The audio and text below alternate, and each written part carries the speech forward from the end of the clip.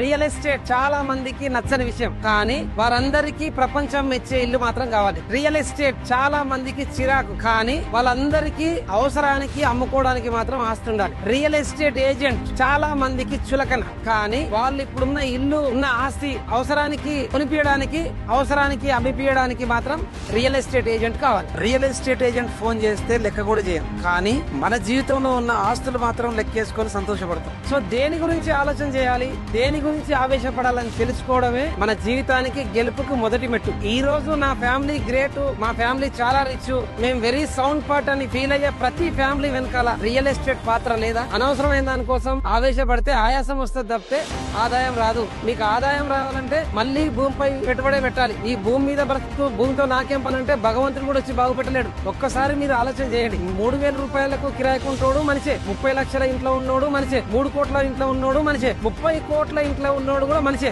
So వీళ్ళందరూ మనుషులు సమానం అన్నప్పుడు విలువ కూడా సమానం ఉండాలిగా. ఎందుకంటే 30 కోట్ల ఇంట్లో ఉండే వాళ్ళు భవిష్యత్తుని దృష్టిలో పెట్టుకొని ముందే భూమిని నమ్మి ఇన్వెస్ట్ చేసిరు కనుక ఆ భూమి విలువ పెరిగింది కనుక ఆ మనిషి విలువ పెరిగింది. మనుషులందరూ సమానమే. మీరు విలువల కోసం లెక్క చేయడం కోసం పరితపించకండి, ప్రాధేయపడకండి. మీరు ప్లాట్ కొనుక్కోండి, ఖచ్చితంగా మీ విలువ పెరుగుతుంది. నాకు రియల్ లైఫ్ లో స్టేటస్ లేదు, నన్ను ఎవరు లెక్క చేస్తలేరని బాధపడే కంటే భూమి నమ్ముకొని రియల్ ఎస్టేట్ నమ్ముకొని ఇన్వెస్ట్ చేయండి. It is not about real estate, it is all about your real